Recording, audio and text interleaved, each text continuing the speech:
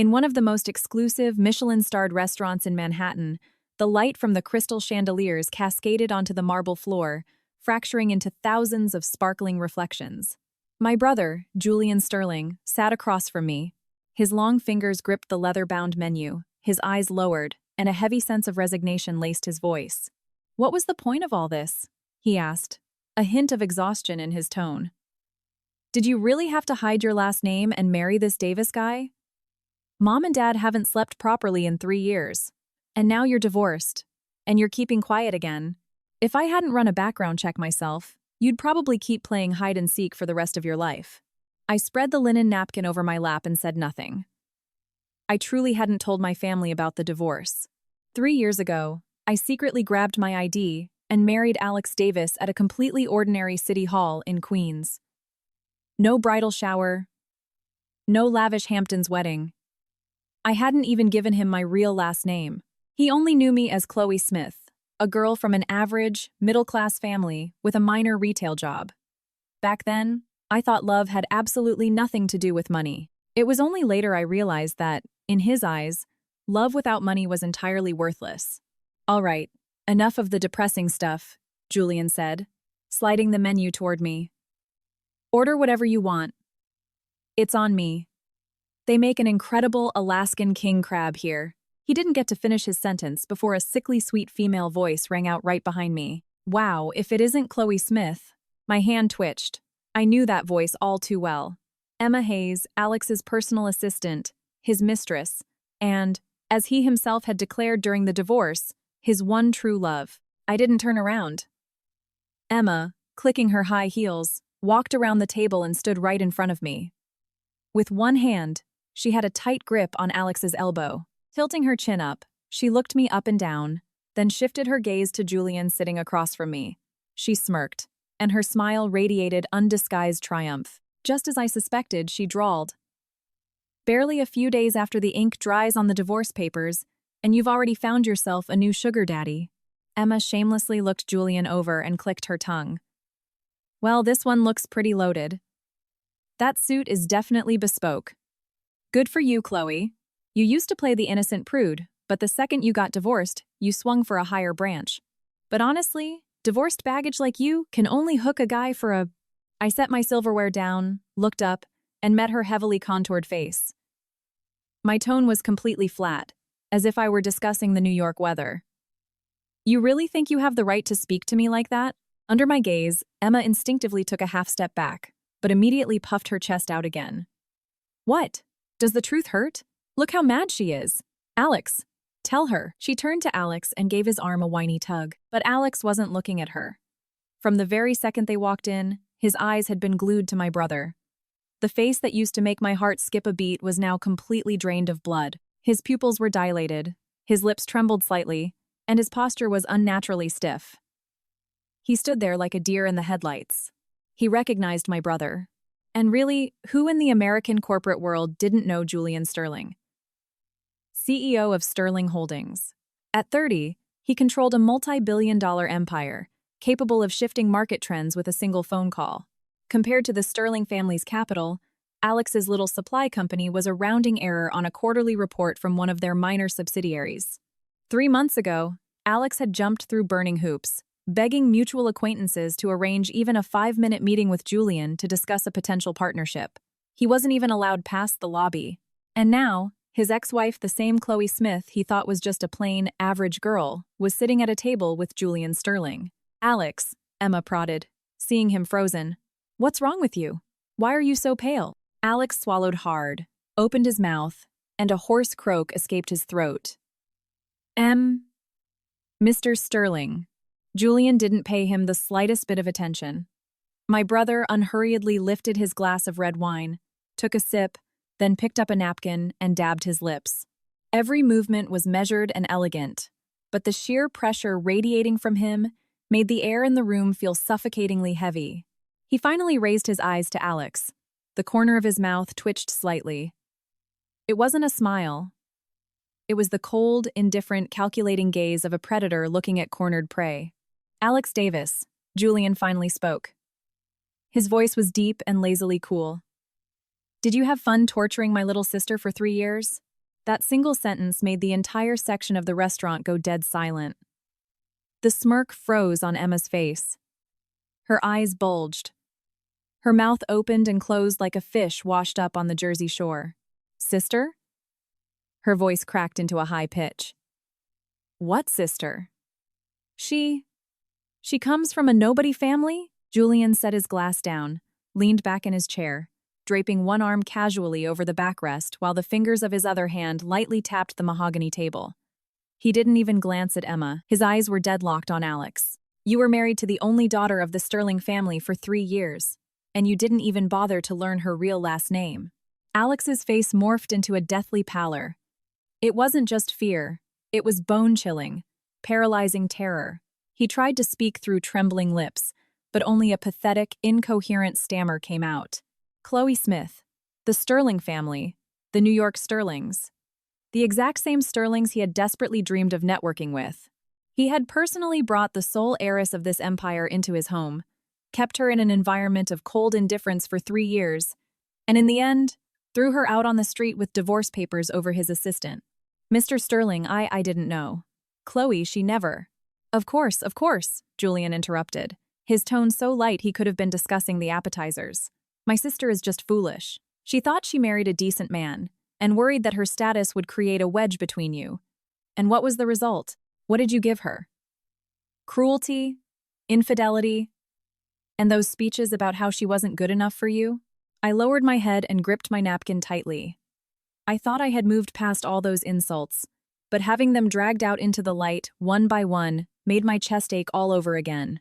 Julian, as if sensing my distress, cut his monologue short. He stood up to his full, towering height, looming a good half-head taller than Alex. I'm treating my sister to dinner tonight. As for you two. He paused, sweeping a dismissive glance over Emma's contorted face. Crawl back to whatever hole you came from. And regarding the accounts of Apex Supply, I'll be instructing our legal department to look into them very, very thoroughly. Mr. Sterling! Alex took a desperate step forward. I can explain everything. It's a misunderstanding. I didn't know. There's a lot you don't know. Julian didn't look at him again. He sat back down, picked up his knife and fork, and his tone returned to its original, casual warmth. Chloe, the crab is getting cold. From start to finish, he never gave Emma a single direct look. Some people simply weren't worth his eyesight. Emma stood rooted to the spot. Her expression shifted from smugness to shock, from shock to terror, and finally to unspeakable humiliation. She clutched Alex's sleeve with a death grip, her knuckles turning white. Alex, is she really? Really a Sterling? Alex didn't answer her. He just stared at me unblinkingly. A storm of emotions raged in his eyes. Shock, remorse, fear, and some pathetic attempt to reignite a dead spark. I knew that look. He wanted to fix everything not to get me back, but to get the Sterling heiress back. Chloe, he called out hoarsely. I didn't look up, uttering only one word.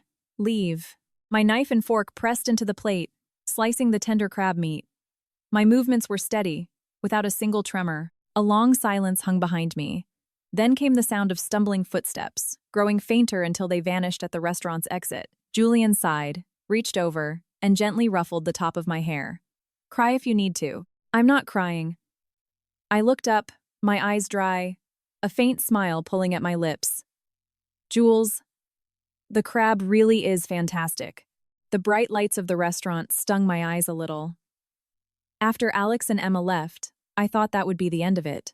Knowing Alex, he wasn't the type to obsessively stalk someone at least, not an ordinary girl like Chloe Smith. But I clearly underestimated the sheer audacity of Emma Hayes. Julian and I finished our meal, after which he got a call regarding an urgent corporate merger and stepped away. I stood near the restaurant entrance, waiting for the black SUV he had ordered for me. The crisp Manhattan autumn wind carried a slight chill. I pulled my coat tighter and looked down at my phone screen. The clicking of heels approached. I looked up and saw Emma. She had returned alone. Her eyes were red, like she had just been crying. But what was written on her face wasn't hurt. It was a pure, bone-deep hatred. A desire to tear me to shreds. Chloe. She stopped in front of me, looking me up and down, and suddenly let out a laugh that shook her shoulders. You're really good at playing hide and seek, aren't you? 3 years. For 3 whole years, you played the pathetic little sheep for Alex. You made him think you were defenseless, that you couldn't survive without him. Did you get a kick out of that game? I stayed quiet, just looking at her. Emma took a step closer, lowering her voice, squeezing every word through her teeth. You think you've won? You think just because you dragged your billionaire brother here, Alex is going to come crawling back to you? Listen to me. Alex loves me. He told me so himself. He only married you because you were submissive. You didn't cause drama, and you were easy to brush off. He never loved you. I nodded. My own calmness surprised me. You're right. He never loved me.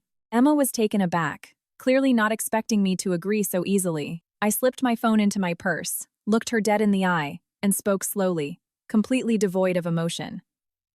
Emma, you spent so much energy trying to steal him from me. Now I've given him back to you. You should be thrilled. The fact that you ran back here to scream at me just shows how insecure you are. Am I right? Her pupils constricted. I had hit the bullseye. She was insecure because she knew exactly what that look on Alex's face meant when he saw Julian. It wasn't guilt or fear. It was regret. A profound regret, mixed with the cold calculation of a colossal missed opportunity. Her only leverage was Alex's love. But what happens to that love when billions of dollars are placed on the other side of the scale? Stop acting like a saint. Emma's voice cracked into a screech, like a cat getting its tail stepped on. Listen here, Chloe. Even if you are a sterling 100 times over, when Alex was with me, you sat at home and didn't dare make a peep. You're nothing. You think money solves everything? You can't buy a man's heart with cash. A crowd of onlookers was starting to gather on the sidewalk. Pedestrians stopped and whispered, probably assuming this was a cliché showdown between a wife and a mistress. In a way, it was. Except I was the wife, and the mistress was standing there calling me a nobody. An absolute absurdity. I took a deep breath and opened my mouth to reply, but a warm, heavy hand rested on my shoulder. The car is here. Julian had approached seamlessly from the side. He wrapped one arm around my shoulders, holding his keys in the other hand. He didn't look at Emma, merely saying to me, "Let's go. I'm taking you home." His tone left no room for argument. Seeing Julian, Emma instinctively backed up. She could throw a tantrum at me, but her fear of this man was primal. After all, one word from him, and by tomorrow morning, neither she nor Alex would be able to find a job anywhere in the tri-state area. But she couldn't accept it. She couldn't just tuck her tail and run. So, as we turned away, she screamed at my back. "Chloe Sterling, don't think this is over. I have plenty of ways to ruin your reputation. You're going to regret this." Julian stopped walking. He removed his hand from my shoulder and turned around slowly. The light from a street lamp illuminated his face, highlighting the sharp, rigid lines of his jaw. He tilted his head slightly, looking at Emma, an icy smirk forming on his lips. "What did you say?" Just 4 words, spoken without raising his voice. But Emma's face instantly drained of color. It was the same ashen white Alex had worn inside the restaurant. It was a terror bubbling up from the very depths of her soul. Her lips trembled. She tried to speak, but no sound came out. Julian took 1 step forward. Just 1 step. Emma stumbled back 3. Her heel slipped off the curb, and she practically fell. "Miss Hayes." Julian's voice was quiet, as if discussing a completely trivial detail. "Did you just say you were going to ruin someone's reputation?" I didn't mean it like that." "Then how did you mean it?" Julian tilted his head to the other side, as if genuinely pondering the question. "My sister hid her marriage for 3 years, asked for nothing, claimed nothing, and walked away from her divorce with empty hands. You home-wrecked a family, pushed out his actual wife, and now you're threatening to destroy her good name. Please, explain the logic to me." A crowd had fully formed now. People had their phones out, recording. Others were whispering, shooting Emma looks of pure disgust. Emma's face went from white to crimson, then to a sickly green, until it finally settled into a mask of total humiliation. She bit her lip until it bled. Tears pooled in her eyes, ready to spill over. You think just because you have money, you can do whatever you want?" Her voice shook with sobs, acting as if the whole world had wronged her. "What right do you have to bully people like this?" Julian stared at her in silence for exactly 3 seconds. Then he looked away, wrapped his arm around my shoulders again, and guided me to the car. His final phrase dissolved into the cold night air. Bully you? You aren't even worth the effort. As the Maybach's door closed, I looked in the rearview mirror and saw Emma crouching by the curb, burying her face in her knees, her shoulders heaving with sobs. She was crying. But it only reminded me of the night 3 years ago when Alex threw the divorce papers in my face. I had sat on the floor by the door of our apartment and cried exactly like that. And back then, no one stopped to ask if I was okay. So right now, I didn't feel a single drop of pity for her. The drive was quiet. Julian steered with one hand, his eyes on the road. I leaned back against the leather seat and closed my eyes. I was just tired. Tired? Get some rest, Julian said. Leave the rest to me. He said it so casually, like he was promising to pick up a package from FedEx. But I knew his leave. The rest to me carried a much heavier weight. The next morning, a ringing phone woke me up. It wasn't mine. It was Julian's. He had slept on the couch in my living room, refusing to go to his penthouse last night because he didn't want to leave me alone. He answered the phone, listened for a moment, and his eyebrows knit together. Understood. Proceed with the original plan. He hung up. Seeing that I was awake, he instantly wiped the cold look off his face, replacing it with his usual lazy smile. Morning. What do you want for breakfast? Jules, I propped myself up on my elbows. What happened? Nothing major. Julian Sterling. I used his full name. He froze for a second, sighed, and tossed his phone onto the coffee table. Last night, Emma posted a story on Reddit, X, and her Instagram. She wrote that you hid your marriage for 3 years, manipulated Alex, and that you've been sleeping around with other men for a long time. She claimed you initiated the divorce to get a payout, and she attached a photo of you and me at the restaurant. I was stunned for a second, and then I laughed. Not because it was funny, but out of sheer absurdity. Does she have a brain? That's a picture of my biological brother, and she's accusing me of sleeping with a sugar daddy? She didn't accuse me personally. Julian leaned back on the couch, clasping his hands behind his head. His tone turned glacial. She blurred my face. I grabbed his phone and looked. Sure enough, in the paparazzi-style shot from the restaurant, Julian's face was heavily pixelated. You could only see his bespoke suit and the Rolex on his wrist. The caption read, "This is how some women operate. Barely divorced and already jumping into bed with a billionaire sugar daddy. 3 years of marriage down the drain. Wonder if her new sponsor knows she's just a gold digger after his wallet?" The comment section was a war zone. Alex and Emma had a lot of mutual friends, and a whole line of people had queued up under the post to throw stones at me. Hypocritical trash. Always knew she was shady.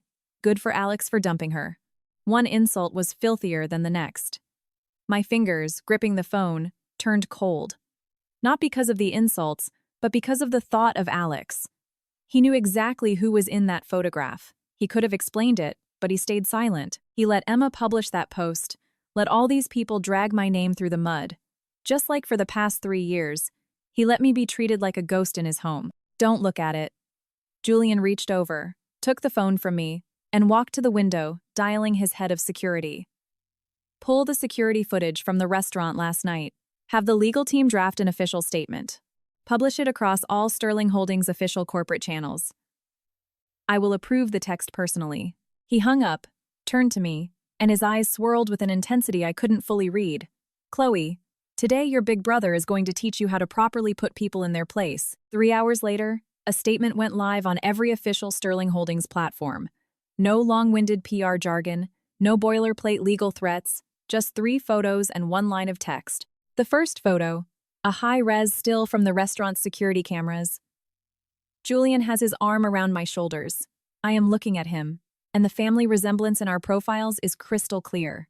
The second photo, digital scans of our IDs and birth certificates, stating in black and white that we shared the same parents. The third photo, a picture from 3 years ago, taken outside City Hall. No wedding dress, no celebration. I'm in a plain white blouse, smiling ear to ear, while Alex stands next to me looking entirely indifferent. The caption read, "The heiress of the Sterling family. 3 years of a secret marriage. Left her divorce without taking a single dime. We will see those spreading defamation in federal court." 10 minutes after publication, the internet exploded. It wasn't just a scandal, it was a nuke. Wait, the heiress to the Sterlings? The Sterling Holdings? Julian Sterling's sister? And this Davis guy married a Sterling, cheated on her, and divorced her? Does he have a death wish? Hold up. The girl who posted the original hit piece is the Mistress? She took a picture of the girl's literal brother and called him a sugar daddy? That is next level stupid. Screenshotted everything. Waiting for the lawsuits to drop. Emma's original posts had already been deleted. She nuked her accounts with incredible speed, but the internet is forever. Screenshots were flying across group chats, and her and Alex's names were already trending memes. When I arrived at the Sterling Holdings skyscraper in the financial district, the receptionist looked at me as if she had seen a ghost. Miss Sterling. She held her phone with shaking hands.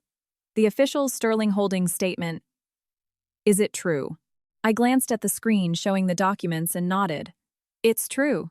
The girl sharply inhaled, nearly spilling her hot coffee. All morning, my phone blew up. Coworkers who previously barely said hello suddenly wanted to be my best friend. Some apologized, some tried to network, others engaged in blatant flattery. I didn't reply to a single one. At noon, Alex's name flashed on my screen.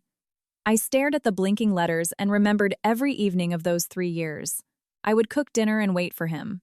The food would get cold, I'd microwave it, it would get cold again. At 1 or 2 a.m., he'd unlock the door, reeking of Emma's perfume, and toss me his standard excuse. I was working. I picked up the call. Chloe. His voice sounded feverish. Your brother posted that statement, right? Listen to me. Emma didn't mean to. She was just being emotional. Alex, I cut him off, my own voice sounding alien to me because of how eerily calm it was. Are you calling to protect Emma? Silence hung on the line. No. His voice dropped to a whisper. I wanted to ask. Can we meet? Why? I want to apologize. I leaned back in my office chair, looking out the window at the gray Manhattan skyline.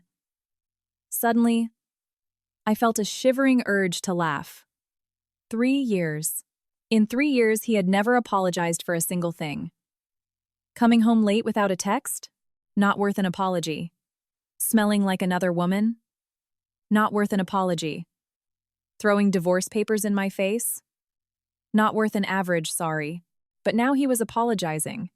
Not because he felt guilty, but because my last name was Sterling. You don't need to, I said. Alex, do you remember what I told you on the day we divorced? He stayed silent. I said, you're going to regret this. You smirked and told me that Alex Davis never regrets anything. I listened to his heavy breathing through the receiver and chuckled softly. Your regret looks pretty pathetic. And I hung up. Alex's company, Apex Supply, dealt in construction materials and was barely a blip on the New York market radar. When he married me, the business was barely off the ground and he was running himself ragged. I felt bad for him, so I gave him my personal savings $500,000 to cover his debts and float the company. He took the money, telling me I was now a co-owner. During the divorce, he didn't breathe a word about that $500,000, and I didn't demand it back.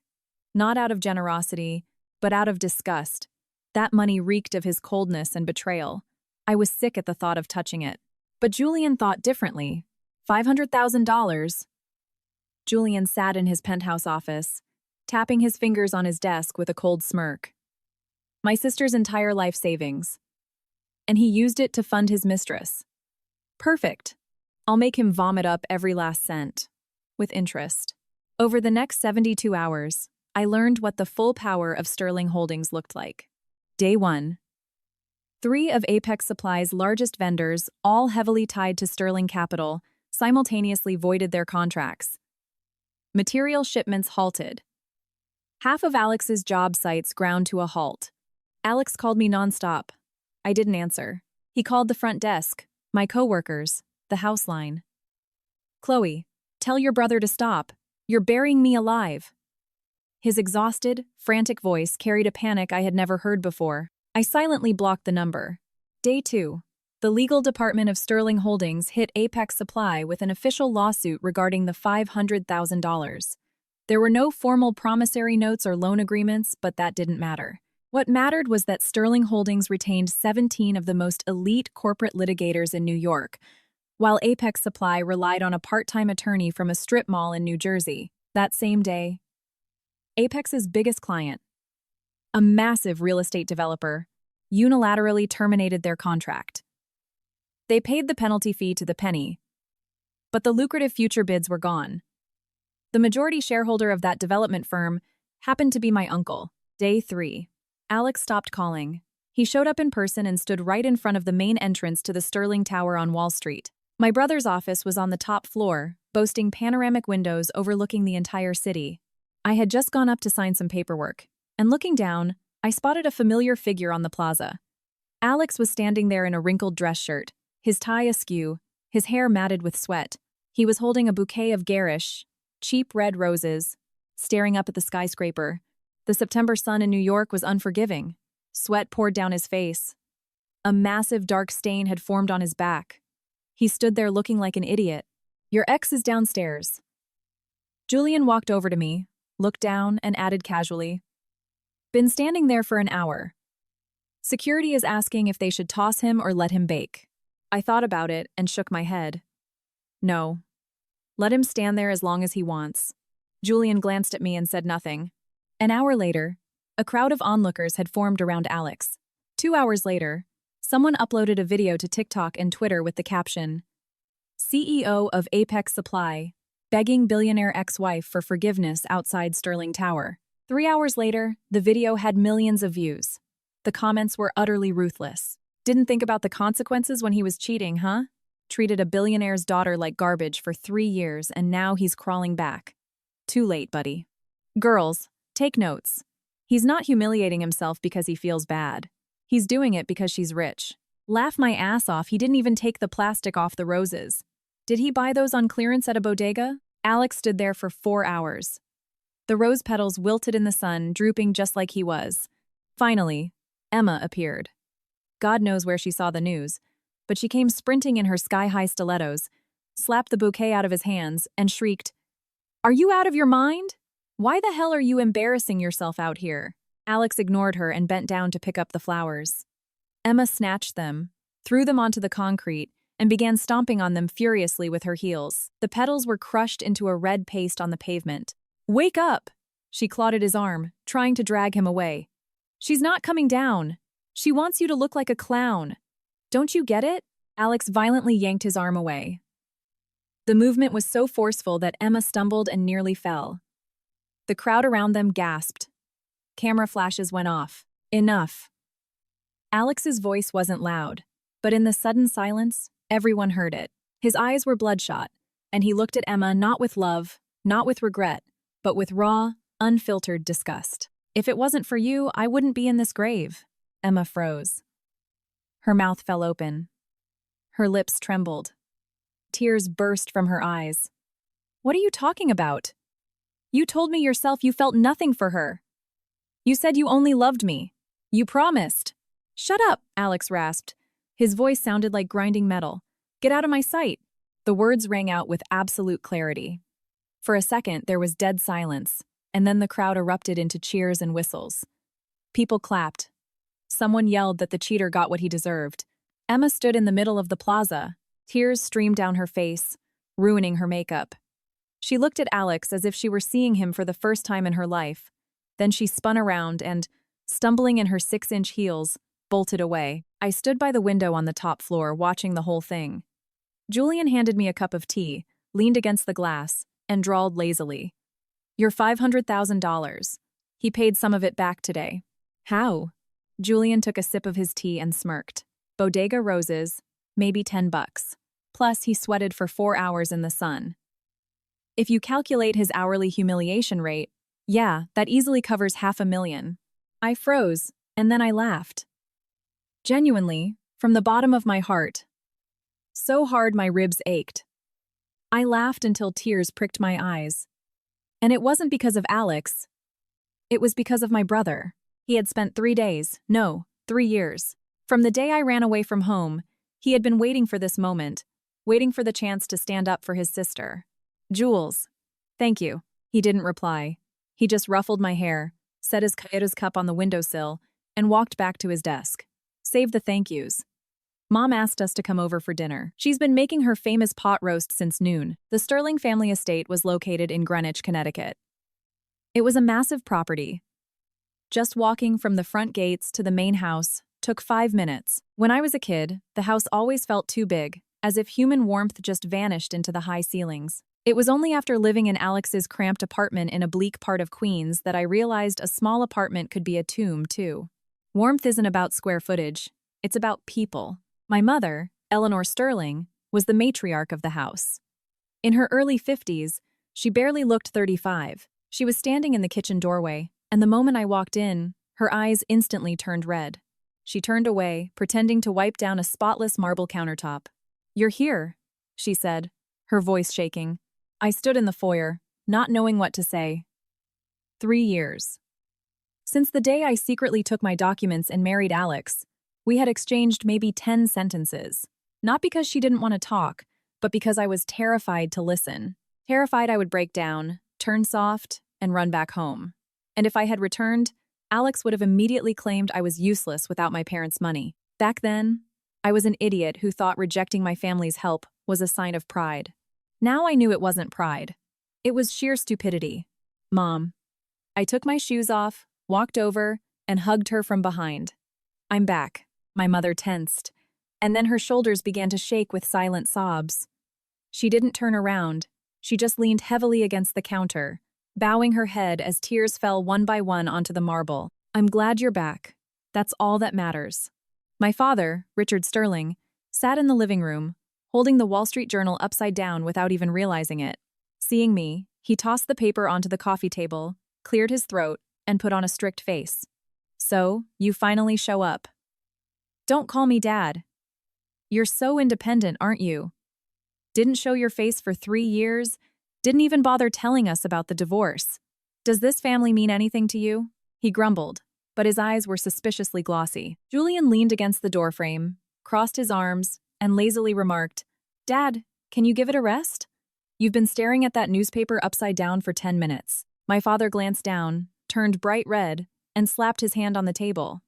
"It's an exercise. I'm reading it upside down on purpose to train my cognitive focus."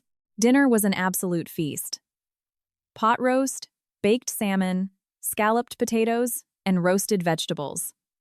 All my childhood favorites. My mother kept piling food onto my plate until it looked like a mountain, without eating a single bite herself. "Eat, eat. Look how skinny you've gotten."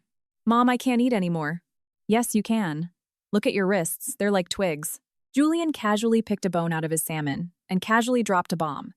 In 3 years with the Davis family, she probably only ate a decent meal twice. A heavy silence fell over the dining room. My mother's hand, holding her fork, froze in midair. Her lips pressed into a thin line. My father set down his silverware, picked up his phone, and dialed a number. "To Sanso, regarding the Davis divorce settlement. Have the litigators reopen the case for severe concealment of marital assets. Yes. Destroy him in family court. And alert the IRS and FBI to investigate Apex Supply for wire fraud and tax evasion."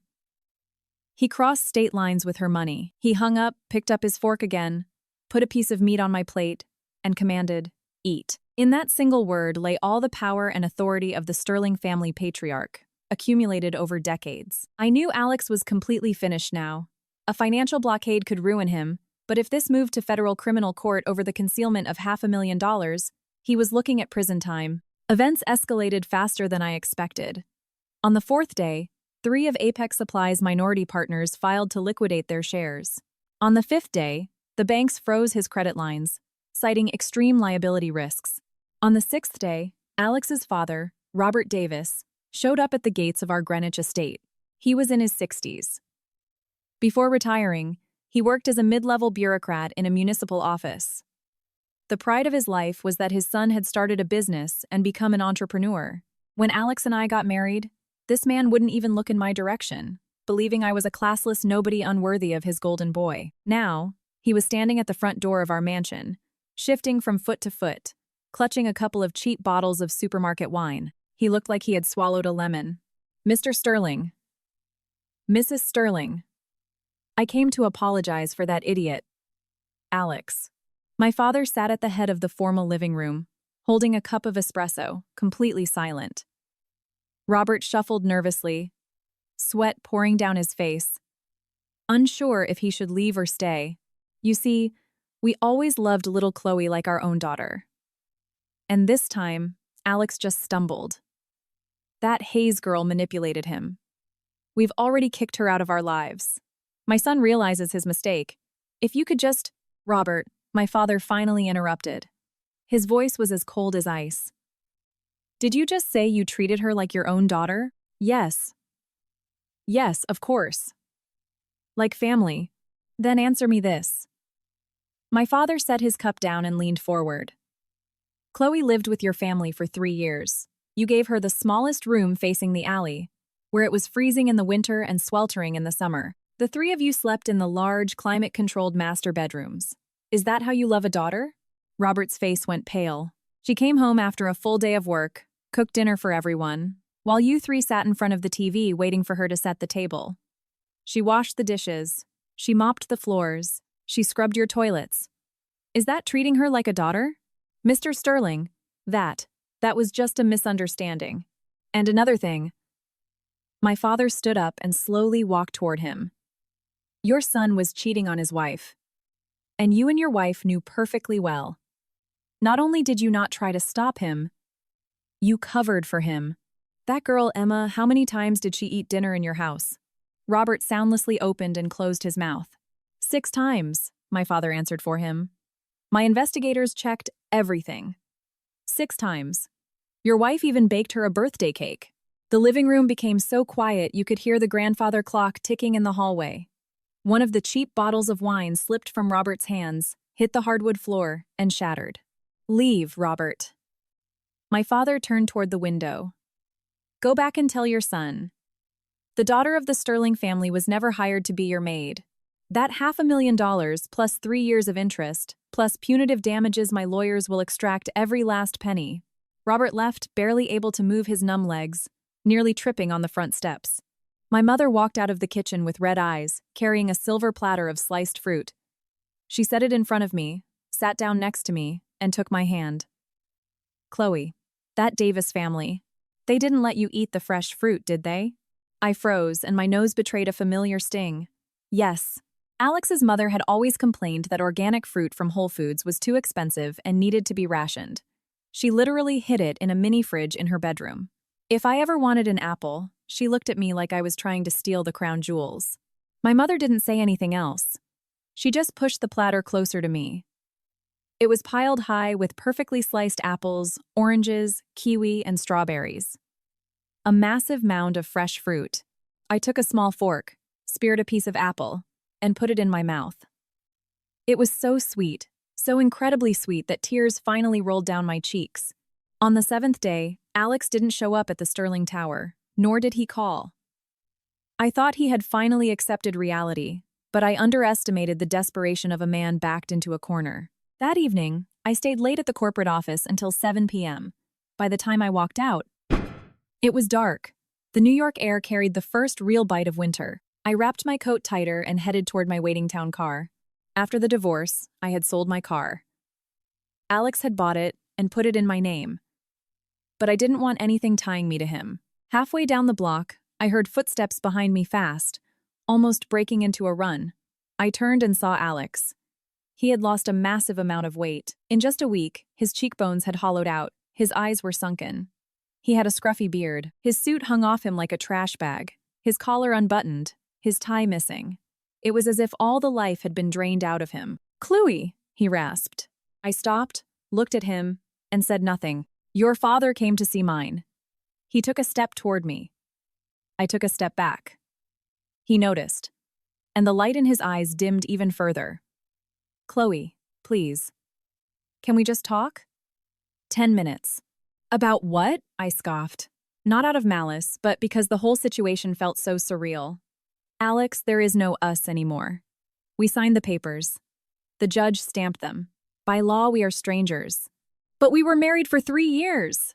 His voice cracked, carrying a desperate, almost unhinged plea. 3 years, Chloe. Yes, I admit. I wasn't. I wasn't attentive enough to you, but not attentive enough, I repeated the words. feeling an overwhelming wave of exhaustion. Alex, you weren't just inattentive. You simply didn't view me as a human being. He froze. In those 3 years, I held up a finger, counting. Year 1. You stayed at the office late, and I cooked dinner every single night. When you came home, the food was ice cold. I offered to heat it up, and you said, "Don't bother," locked yourself in your office, and didn't come out. Year 2. You started not coming home at all. You wouldn't pick up the phone, wouldn't answer texts. I was ready to call the NYPD, and you'd walk in at dawn, reeking of another woman's perfume, lying to my face about client meetings. Year 3. You brought Emma to the company holiday party and introduced her to everyone as your right hand. She was draped all over you, and you were glowing. I stood in the corner of the room, and none of your employees even knew I was your wife. My voice was dead flat, like I was recounting the plot of a bad movie. And at the very end, you demanded a divorce. You said we were too different, and that you had found your true love. Alex, answer me one thing. If you never loved me, why did you marry me in the first place? He opened his mouth, but the words caught in his throat. Because you needed the money, I answered for him. $500,000. My life savings, which I gave to you down to the last cent. You took the money, saved your dying business, and then you didn't need me anymore, right? No! His eyes went red. Chloe, that's not true. I married you because... He couldn't finish the sentence. Because what? Because I was the most convenient option at the time. Pretty, obedient, didn't demand expensive gifts, and came with $500,000 in seed money. The perfect stepping stone for your startup. Alex, leave. I turned away. Keep the money. Consider it my tuition fee for learning a harsh life lesson. Don't look for me again. Chloe. He lunged forward and locked a death grip on my wrist. His fingers dug in so hard my bones ached. Let go. I won't let go, he practically screamed. Listen to me. I was wrong. I see it now. Just give me one chance. I'm begging you. I swear. I will spend the rest of my life loving only you. I kicked Emma to the curb. I'll never even look at her again. Alex. A deep male voice echoed from the shadows behind him. Alex's hand jerked as if he'd been electrocuted, and he instantly let go of me. Julian stepped out from the darkness, flanked by 2 massive private security guards. My brother was wearing a dark charcoal topcoat, his hands in his pockets. His face was emotionless, but his eyes were colder than a January blizzard. Step away from her, Julian said evenly. Alex stumbled backward. The security guards immediately moved in, grabbing him by both arms. Mr. Sterling! Mr. Sterling, please, let me explain. Explain what? Julian stepped closer, looking down at him. How you were just grabbing my sister by force. Or how you treated her like cheap furniture for 3 years. Or maybe the $500,000. Alex's lips trembled, but no sound came out. Julian leaned in and whispered, just loud enough for him to hear. Be grateful she's standing right here. Otherwise, you'd be riding in an ambulance to Bellevue right now instead of standing on the pavement. He straightened up and waved a hand at his men. Escort Mr. Davis out of here. As of today, he is banned from entering any property owned by Sterling Holdings. And pass the word along to our partners on Wall Street. The CEO of Apex Supply has a lot of free time right now. If anyone has contracts, they'd do well to avoid him. Mr. Sterling! Alex thrashed against the guards as they dragged him toward the street. His voice spiked into a hysterical pitch. You can't do this. You're destroying me. Chloe, remember, we were husband and wife for 3 years. I turned and watched him being hauled toward a waiting SUV. Chloe! He stopped resisting and looked at me in absolute despair, clinging to a final, pathetic thread of hope. 3 years. For the sake of our marriage. I tilted my head, a faint smile touching my lips. When you were sleeping with Emma, did you remember our marriage? The hope in his eyes shattered into dust. The guards shoved him into the back of the SUV, slammed the door, and the vehicle vanished into the Manhattan night. Julian walked over, took my hand, and frowned. A dark red imprint of Alex's fingers remained on my wrist. Does it hurt? No. He stayed quiet for a second, took off his topcoat, and draped it over my shoulders. Wrapping one arm around me, he guided me toward my car. No more walking alone in the dark. Jules, I'm 27. You could be 72 and you'll still be my little sister, he stated categorically. Get in the car. Mom made pot roast again. I thought that night would be the finale, but Emma Hayes wasn't about to surrender. After Alex publicly humiliated and dumped her, she went quiet for a few days, deleted her Twitter, scrubbed her Facebook, and stopped posting photos. Julian's people were keeping tabs on her and reported that she had locked herself in her apartment in Astoria and wasn't leaving. Julian had told me then, "Those kinds of people are the most dangerous. If they're quiet after being publicly shamed, it means they're brewing up something toxic." He was right. On the 10th day, I got a call from an unknown number. "Chloe, you ruined my life."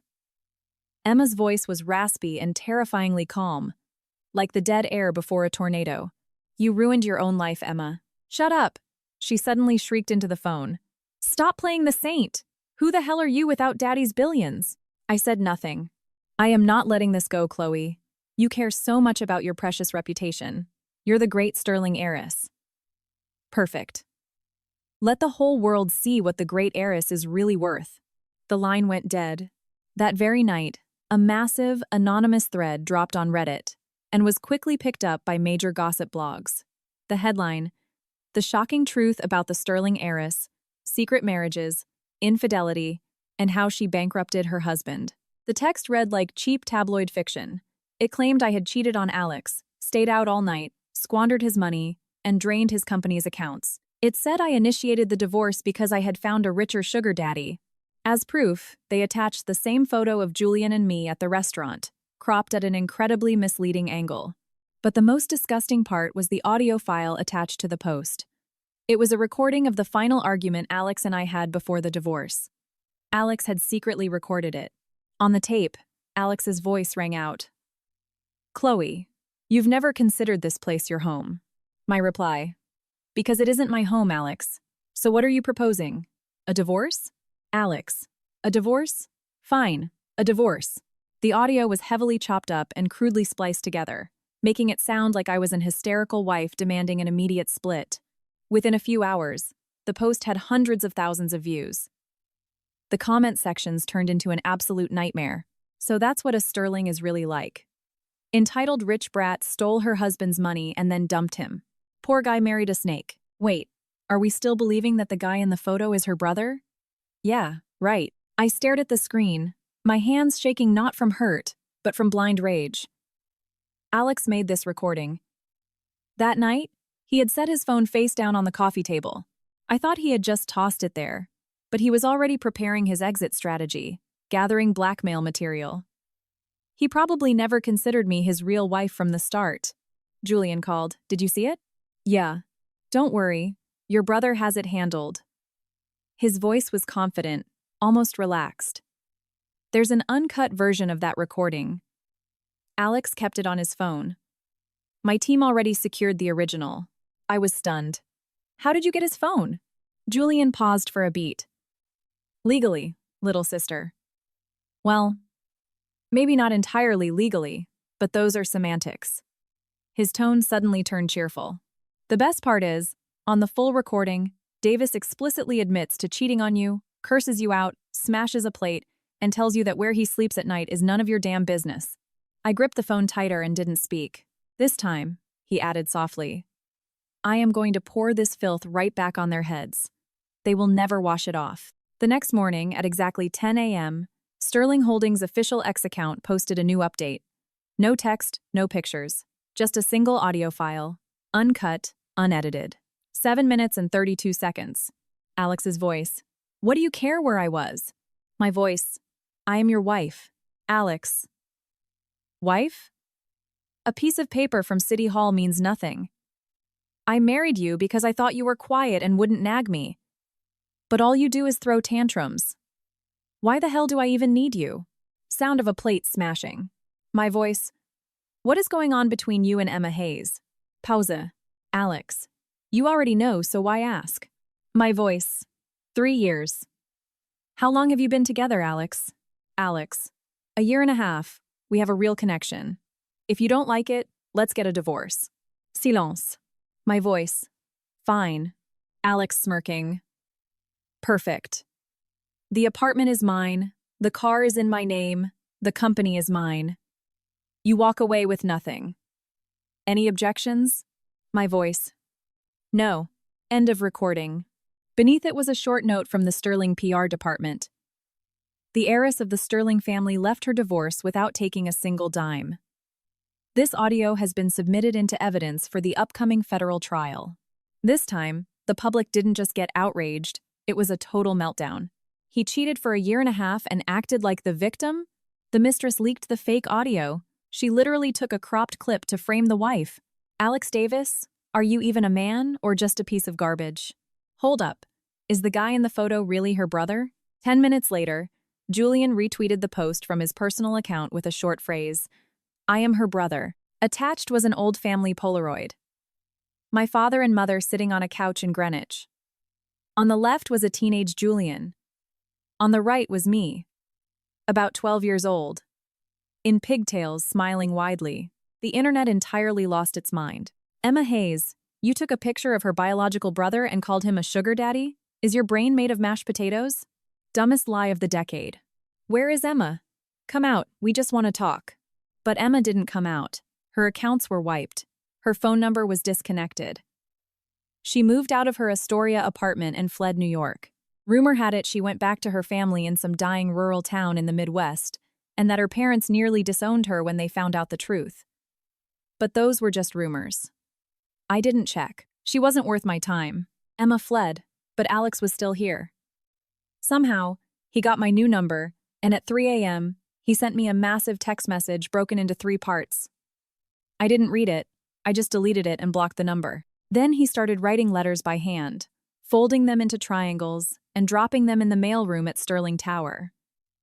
The head of security brought me the first letter with a weird look on his face. Miss Sterling, that Davis guy came by again. Dropped this off and ran. I took the envelope and, without opening it, dropped it directly into my paper shredder. The guard wanted to say something, but held his tongue. When the third letter arrived, I didn't shred it immediately, not out of pity, just because a photo fell out of the envelope. It was our marriage certificate. It had been torn in half, and then meticulously taped back together. On the back, in messy handwriting, it said, I'm begging you. Give me one more chance. I stared at the scotch tape for exactly 3 seconds, then fed the paper into the shredder right behind the others. I texted my brother, Jules, I think Davis has way too much free time on his hands. The reply was instant. Copy that. He'll be very busy starting tomorrow. The next day, the IRS raided the Apex Supply office. Officially, it was a routine audit, but everyone on Wall Street knew. If Sterling Holdings' security team took an interest in a company, there were no routine audits. Alex stopped dropping off letters. But the final act of this drama played out 5 days later. A disheveled, middle-aged woman in a cheap winter coat stormed into the lobby of Sterling Tower. Security blocked her path. She threw herself onto the marble floor and started wailing at the top of her lungs. Chloe Smith, come down here. You're destroying my daughter's life. Damn you. It was Emma's mother. Someone started recording on their phone. In the video, the woman was sobbing, smearing her mascara. My sweet, innocent girl can't even show her face at home because of you. She and Alex fell in love. But you Sterlings think just because you have billions, you can crush normal people. You couldn't keep a man, and now my daughter is paying for it. Security tried to pick her up, but she rolled on the floor and shrieked even louder. Julian was leading a board meeting at the time. An assistant showed him the video. His face darkened. He paused the meeting and issued an order. Bring her upstairs to conference room B. Call the legal team. Turn on the security cameras. And get Chloe. When I walked into the conference room, Emma's mother was sitting on a leather sofa, sipping water and nervously eyeing the mahogany paneling. Seeing me, she slammed the glass down and slapped on a look of utter martyrdom. So you're Chloe. I expected more. She sneered. Nothing special. No wonder Alex dumped you. Julian frowned, preparing to rip into her, but I put my hand on his arm. You came here for Emma? I asked calmly. Who else? She shrieked. My daughter is hiding in our basement in Ohio. Fired from her job, everyone turned their backs on her. The boy dumped her. You owe us compensation. Compensation? She held up one finger. $100,000. Not a penny less. That's pocket change to you, but we need it to survive. I looked at her finger and scoffed. Do you even know what your daughter was doing? It doesn't matter what she was doing. She's my daughter. You have no right to bully her. They fell in love. You can't force love. Alex loved her, and you were just taking up space. I nodded slowly. So, by your logic, if a man falls in love, the status of a mistress becomes sacred. Don't play mind games with me. Either you write a check for $100,000 right now, or I'm calling the New York Post and staging a protest right in your lobby. Julian suddenly stood up. He didn't even look at her. He walked to the wall panel and pressed a button. A massive flat screen descended, illuminating a digital folder of documents. Before you stage your protest, I highly recommend you look at this, Julian said, his voice glacial. He clicked the first file. Photos of Emma and Alex flashed on the screen. Restaurants, hotels, inside his car. Every photo had a timestamp. The earliest was from a year and a half ago, right around our first anniversary. Alex had taken the photos himself, and Emma was fully aware, posing happily. The woman's face started to drain of color. Julian opened the next file. Text message screenshots between Emma and a friend. Emma was at Alex's apartment today. His wife's cooking is disgusting. Friend, weren't you scared she'd catch you? Emma, catch me? Lol. Alex told her to stay in the bedroom and not come out. It's hilarious. She lives in her own apartment like a maid. Friend, that's brutal. Emma, her own fault. She doesn't know how to keep a man. Emma's mother's hands began to shake violently. Julian clicked an audio file. Emma's voice. Alex, when are you going to divorce her? Alex's voice. Wait. She pumped $500,000 into the business. As soon as I can funnel that money into an offshore account, I'll drop her. Emma. $500,000? How does a plain Jane like her have that kind of cash? Alex. Loyal little idiot, isn't she? Emma. Well, hurry up. I'm not staying the side piece forever. The recording ended. The only sound in the room was the heavy, wheezing breath of Emma's mother. Julian turned off the screen and faced her. You asked us for $100,000. Fantastic. Now, you tell me, how do you plan to repay the $500,000 that your daughter and Alex Davis fraudulently stole from my sister? The woman's face turned ash gray. She tried to speak, but only a choked gasp came out. Grand larceny and wire fraud, Julian stated, towering over her. Under federal law, that carries up to 10 years in prison. Your daughter is a co-conspirator. You asked for $100,000? I can write you a check right now. But the second you take it, your daughter's case moves from a civil lawsuit to a federal criminal indictment. The choice is yours. The woman slowly slid off the leather sofa and onto the floor. Her legs simply gave out. Her face contorted into primal terror. No. Emma wouldn't. The evidence is being handed over to the FBI in 3 days. Julian looked down at her. As for the circus you just pulled in my lobby, I have the footage. Disturbing the peace, trespassing, and attempted extortion. That's enough for a stretch in Rikers. But, considering your age, I won't press charges on one condition. He paused. You walk out of this building right now, and if anyone in your family ever crosses paths with my sister again, I will bury you. Security dragged her up by her arms. She shuffled her feet as if walking through deep mud. When the heavy doors closed, Julian turned to me. Satisfied? I was quiet for a long time, then nodded. Yeah. Jules, how did you get his text messages? He winked, his icy demeanor vanishing, and innocently threw his hands up. I told you, totally legal. When Davis was standing out on the plaza for 4 hours, he dropped his phone. My guys just found it and accidentally unlocked it. Finders keepers. I stared at his deadpan face and didn't know whether to laugh or cry. Don't worry, it's all legally admissible now, he added, ruffling my hair. Let's go home. Mom's making chili. Does it matter what she's making? The subpoenas arrived exactly 3 days later. Alex received his inside the empty shell of his Apex supply office. The suppliers were gone, the clients had fled, and the employees had quit, still waiting on back pay. Rumor had it He tore the subpoena into pieces, then dropped to his knees, gathered the scraps, and taped them back together, just like our marriage certificate. Emma received hers at her registered address in rural Ohio. Her mother threw an absolute hysterical fit until the local sheriff threatened to arrest her. He told her plainly, "Your girl did something you don't do to worst enemies. Be thankful they didn't leave you utterly homeless." The final nail in the coffin came a month later in federal court. I didn't attend the sentencing. Julian told me I had no reason to be there. The defense was led by Sterling Holdings' top litigator, a shark with 25 years of experience. After reviewing the files, he only said one sentence: "Slam dunk, we'll turn them to dust." On the day of the verdict, I sat in my brother's office, watching the clock. The hands moved so slowly they seemed stuck in molasses. Julian was signing documents. At 4 p.m., his desk phone rang. He listened to a brief report, and the corners of his mouth crept upward. "Excellent. Great work." He hung up and looked at me. "We won. Federal fraud charges. Davis gets 3 years probation.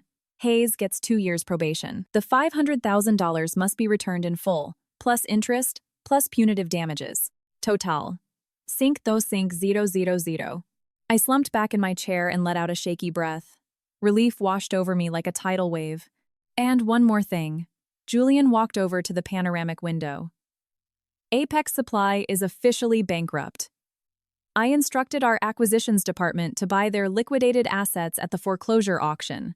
Why do we want his garbage?" He turned around, the light from the window obscuring his eyes. "Because your 3 years shouldn't be for nothing." The bankruptcy proceedings were lightning fast. Alex's accounts were frozen, his cars seized. The apartment in Queens, the one he always bragged he bought before we were married, ensuring I'd never get a piece of it, was put on the auction block to pay his debts. Julian bought it for exactly $525,000. Not a dollar more, not a dollar less. He handed the deed over to me while I was helping my mom water the roses in the Greenwich garden. "What's this?" "Your dowry." I opened the folder and saw my name under owner. The apartment where I had lived as an unpaid maid for 3 years now belonged entirely to me. My hands started to shake, and tears welled in my eyes. "Don't start crying," my brother grimaced, shoving his hands into his pockets. "I hate it when women cry." "I'm not crying. It's just the glare from the sun. Do whatever you want with it. Sell it, rent it out, burn it to the ground. It's yours." I thought about it for 3 days. On the 4th day, I hired a demolition crew and ordered them to gut the apartment down to the concrete studs, tear down the drywall, rip up the hardwood floors, smash the kitchen backsplash I had picked out myself, and shatter the porcelain sink I had scrubbed 1,000 times. The foreman asked me where to dump the debris. I told him, "The landfill. The further away, the better." While the demolition was underway, Alex showed up exactly once. Due to his probation, he couldn't leave New York without permission. He looked awful. Wearing an old jacket, his hair buzzed short, hunched over as if he had aged 10 years. He stood across the street, watching the workers haul out bags of debris. I was standing near the entrance, discussing the new electrical grid with the foreman. Feeling a stare, I turned around. Our eyes met. The distance was wide. I couldn't hear his voice, but I read his lips. "I'm sorry." I looked at him for 3 seconds, then turned back to the blueprints. When I looked up again, he was gone. Later, I heard he got permission from his parole officer and moved to a middle-of-nowhere town in North Dakota, as far from New York as possible. His father suffered a mild stroke and never bragged to the neighbors about his entrepreneur son ever again. Emma stayed in Ohio. The locals quickly found out about her escapades. Someone had forwarded the viral NYC videos to the town's Facebook group. The small convenience store her parents owned was boycotted. People spray-painted insults on the brick walls, and within a month, they had to shutter the business. What happened to her after that, I didn't know, and I didn't care to find out. 3 months later, the annual Sterling Holdings Gala was in full swing at the Plaza Hotel in Manhattan. The absolute elite of American high society and corporate finance were in attendance. My father, in an immaculate tuxedo, stood near the entrance with my mother on his arm. She wore an emerald green evening gown, diamonds glittering at her throat, my father's gift for their 30th anniversary. Julian was in the center of the ballroom, networking. For an occasion this grand, He had actually worn a dark blue tie that perfectly matched the color of my dress. He had sent it to my room that morning with a note. I stood by the terrace doors, looking out over the glittering skyline of Central Park South. 3 months. It had only been 3 months since the divorce, but it felt like an entire lifetime had passed. Nervous? Julian materialized beside me, handing me a flute of champagne. No. Liar. He smirked, leaning against the doorframe. You always touch your earlobe when you're anxious. You just did it 3 times. I quickly dropped my hand, realizing he had caught me again. You don't have to embarrass your sister, you know. Ladies and gentlemen, the MC's voice echoed through the PA system. Please welcome the chairman of Sterling Holdings, Richard Sterling. The ballroom erupted in applause. My father stepped onto the stage, cleared his throat, and launched into his classic speech about yearly revenues, acquisitions, and corporate partners. I looked at his graying hair and remembered how, 3 years ago, he would call me late at night, and I would ignore the phone. Julian had told me that one night, my father smoked 2 packs of cigarettes in his study, and he didn't even smoke. And finally, my father's voice cut through my thoughts. He found me in the crowd. As of today, my daughter, Chloe Sterling, is officially stepping into the role of Executive Vice President of Sterling Holdings, heading our Media and Culture division. A momentary hush fell over the room, followed by a thunderous standing ovation. My fingers tightened around the stem of my champagne glass. Go. Julian nudged me gently in the back. Your cue. I took a deep breath and stepped into the spotlight. Hundreds of eyes locked onto me. In that crowd were people who had read the tabloid lies, people who had laughed at me, and people seeing the heiress of the empire for the very first time. I walked up to my father, and he handed me the microphone. His eyes were shining with pride. Good evening. I am Chloe Sterling. The applause swelled again. I waited for silence. Many of you have read various stories about me over the last few months. Some of it was the truth. Some of it was filthy lies. My voice didn't shake. But that no longer matters. What matters is that I am standing right here. Today, we are launching a new philanthropic fund to support female-led digital and print media, independent publishing, and the arts initiatives that give women a voice. I took a short pause. I know what it means to be undervalued. I know what betrayal looks like. And I know how hard it is to pull yourself up from rock bottom. Because of that, I want every woman to know. She is never obligated to endure abuse, and she never has to carry her burdens alone. The ballroom exploded. My mother covered her mouth with her hand, leaning against my father's shoulder. Her shoulders were shaking. In the corner of the room, Julian raised his glass toward me and gave me a warm, genuine smile. I nodded at him and finished my speech. After the formalities, I stepped out onto the balcony. The freezing December wind hit my face, clearing my mind. The Manhattan skyline sparkled like a massive galaxy of stars. Miss Sterling, a male voice called out. A man in a sharp tuxedo approached, holding 2 glasses of wine. Victor Vance. I produce out in L.A. That was a hell of a speech. We're currently developing a feature film centered around a strong female narrative. Would you be open to discussing a partnership? I took the glass and smiled politely. Victor, let's meet in my office tomorrow morning at 10 a.m. Does that work for you? Perfect. He raised his glass and walked away. My phone buzzed. A text from Julian. Vance is a solid guy. Good to do business with. Also, Mom says don't stay out too late. She made her famous chili. I smiled and locked the screen. The winter wind no longer felt biting. It carried the scent of a new beginning. 3 years ago, I lost myself. Believing love demanded absolute sacrifice.